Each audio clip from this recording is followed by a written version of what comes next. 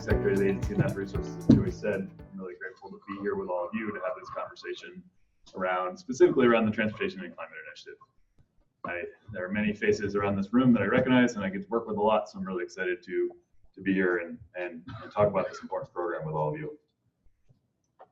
This is a slide you should well know by now. These are obviously old numbers, 2015.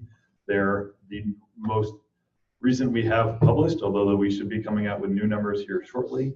The transportation numbers are not going to have changed significantly. It will not come as a shock. In fact, as an overall percentage, it will go up because we're doing a little bit better elsewhere. So we have 43% of our greenhouse gas emissions in the state of Vermont coming from the transportation sector, as opposed to closer to 30% in the rest of the country. That number as a percentage is now ticked up in more recent data at the federal level above electric generation. But you can see in our slice of the pie, our electric generation is significantly smaller as an overall percentage. We've made significant progress, which I'll return to in cleaning up that sector. So just a little bit background on the Transportation and Climate Initiative. It is actually a conversation that began in 2010, shortly after the completion and launch of the Regional Greenhouse Gas Initiative Program, RGGI, which was the first cap and invest program to look at electric power generation emissions in the country.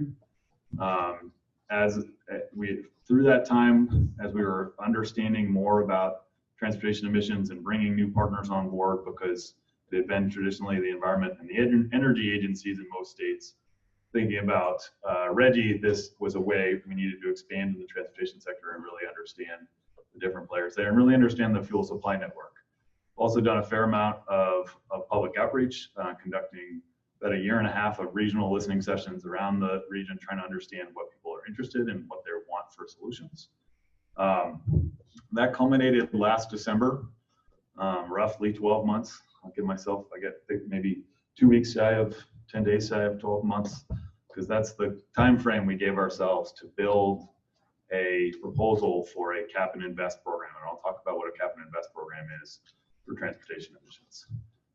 12 states and the District of Columbia are part of the overall TCI framework.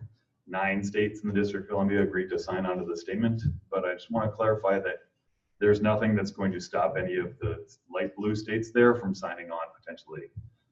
They're all have seats at the table. They've all been active participants in the negotiations, and we couldn't do it without them. And the bigger the market is, the better.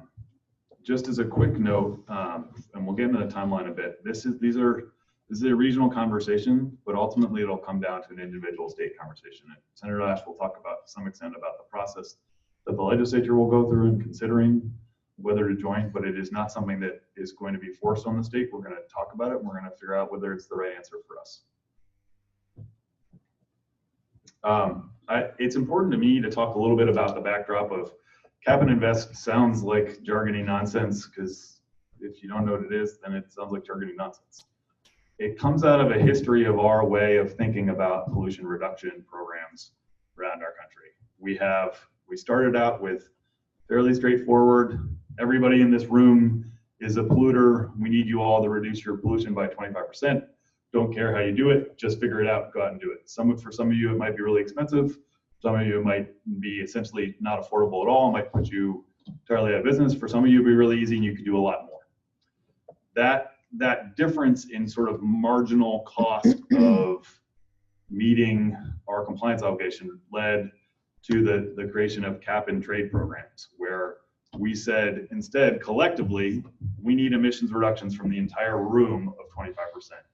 And if you can do it more cost effectively than you can over here, we want you guys to work together in a sort of market-based system and figure out who can get those emissions most effectively. It reduced the overall compliance costs and move forward. It worked really well in combating acid rain, but it worked really well because the technology could be applied at these large coal-fired power plants that scrubbed the emissions and got the SOx and NOx out of system. That doesn't work everywhere. So the next piece that came around was the idea of cap and invest, and that's the example I'll use is the Regional Greenhouse Gas Initiative. It recognized that rather than just making controls on the supply side, so electric power generation is this, if you think of that as a supply, we want that as to be as clean as possible. There's also a demand factor, right? There's all the electricity that we all use. During the course of the acid rain program, while we reduced the overall acid rain causing pollutants 43%, the production of electricity increased at those plants by 26%. Think about what would happen if we could have put a little bit of energy efficiency work into that process and held that flat, how much more reduction we would have gotten. That's what Reggie brought to the table. It said, let's find that balance between cleaning up the supply and doing demand side reduction pieces so that we get balance both ways. And it did it by, instead of giving away the allowances, so essentially, this is the really confusing part. In order to comply with the cap and trade program, you have to essentially hold a permit to pollute. So think of it as a piece of paper that says, I can pollute up to the amount of pieces of paper that I hold. In Reggie, it's based on a ton of carbon. They're not actual pieces of paper, but that's the sort of basic concept. We buy and trade them amongst ourselves. We figure out how to make it work. But how you get those initially into the system is where Reggie brought a new idea to the table. It said, rather than give them away at sort of historic levels and have a downward trajectory in the overall emissions level over time and how many allowances are issued, we're going to auction them off. We're going to take those proceeds as a states and reinvest them in programs that create demand side reduction. Vermont, interestingly, said, okay, we kind of have this really great program in efficiency Vermont working for us. Instead of reinvesting them directly in electric efficiency, we're going to spend most of the resources on thermal efficiency, where we weren't doing as much work at the time. And so that was an important decision. But most of the other states reinvested them in electric efficiency work, which enabled us to decrease the demand and make it easier to clean up the supply because there was less supply needed. It created this, and it created a self-correcting process where we ended up with the sort of lowest compliance costs possible to get those emissions reductions. That's a really huge and important piece, because as we think about all of the things that we need to do in a changing climate and the emissions reductions we need to get, we want to be doing things that, because we know that these things are going to have tremendous long-term benefits. We want the upfront cost and the upfront investment required to be as low as possible. That should be in everybody's interest, because then we can get more done elsewhere and we can get the benefits. That's why these types of programs have proven to be effective. Just as a reminder what Reggie is almost the exact same region that we're talking about being part of TCI. Interestingly, you'll see that giant sort of Pac-Man mouth. That's Pennsylvania. It's missing from that map. Pennsylvania is part of TCI. Pennsylvania announced about a month ago that they're going to join Reggie. That is really exciting. Do you want to know why it's exciting? Not just because they're big and they've got lots of emissions. Well, it's true, but their emissions are huge. The reason why New Jersey and Virginia are called out is because they're in the process of joining at different speeds. If Pennsylvania joins, their emissions alone will match what the light blue states in that picture, what all the existing Reggie states are by themselves. When we have bigger, if we make this room bigger, the amount of trading that can happen to make cost-effective reductions happen becomes easier and better and more cost-effective. So when we pull lots more emissions in, then we have the opportunity for creativity to happen and for the investments that we've made up front to really pay off over the long term. So there's really exciting things happening in Reggie, and that's a really important step. They have a lot of old coal plants that need to come offline for us to really meet our overall goals.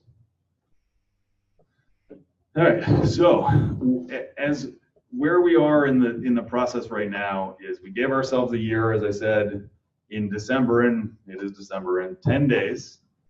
Preview this now. On December 17th, the states will be coming out with a draft memorandum of understanding. That draft memorandum of understanding will contain most of the program elements that will be part of the program, and then it will include a subset of modeling data based on a number of potential different cap stringency scenarios. The the thing that we control in a cap and invest scenario is, one, the decisions we make as a state on what to do with the resources, but most importantly, it's where do we set the initial cap and how does that cap decline over time? And so those are we'll put several options out there for people to consider, and the economic analysis associated with them, the public health analysis, so people can take a look and see what they think might make sense for Vermont, or if any of them make sense for Vermont. That's the conversation we're really looking forward to having. The conversation at the regional level has really been intensely focused on the question of equity, because we know that as it stands now, access to clean transportation, the cost of transportation are a real barrier to many of our low-income communities, and this isn't a program where we're trying to make that more challenging. We're trying to create solutions for people, and so we're really focused on what we can do on the proceeds side and how we can design a program that really leads towards as equitable outcomes as possible. A couple of things we're talking about primarily, exclusively gasoline and on-road diesel as the two fuels that will be covered, at least at the beginning. There are a number of other transportation fuels that could be covered, but this is where we can reach consensus and move forward. We're looking at trying to regulate the sort of fuel, the fuel terminal and really large scale distributor level, so that we're upstream as much as possible, so they control as much as the market as we can. There will be a number of monitoring and verification requirements, so we make sure that people are actually complying. The good thing is we have a robust gas tax system. We know where fuels are flowing already, and some of those things can build on that. And some of the other pieces. The key one on the bottom there is the TCI is not going to be the be all and end all for all emissions from the transportation sector or all emissions from other sectors. It's going to be part of the overall suite of solutions that we're going to need to get there. And that piece about complementary policies is really huge, whether that be in the way we reinvest the funds, things we do to make it easier for people to get into electric vehicles, to help them make that transition, make public transit more accessible, make the awareness about different options more available is really key. And then finally, here's where we are at the regional level. And I'm going to defer to Senator Ash, because once it sort of leaves my workload, it's going to come into the legislature, and the legislature and the governor are going to have a number of conversations, and we'll work through a lot of these issues. But this is where we are at the regional level.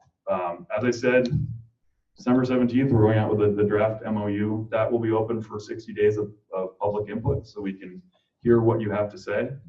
We'll be gathering and responding to and trying to modify the plan as from that public input, and then we'll be looking sort of in the spring of next year to be putting out that final memorandum of understanding, that agreement from the states. That's really the moment when, at least at the executive level of each state, when states will decide whether they want to participate. It's quite clear that each state is going to have its own either legislative and regulatory process to go through, because the way we implement the program is through a model, through a rule that we essentially all agree to. We call it a model rule, and then we all enact that rule in order to make the program go, because it functions as individual state programs that essentially share the auction platform. That all will take some time to build, and do all of the rulemaking process and go through that important public process.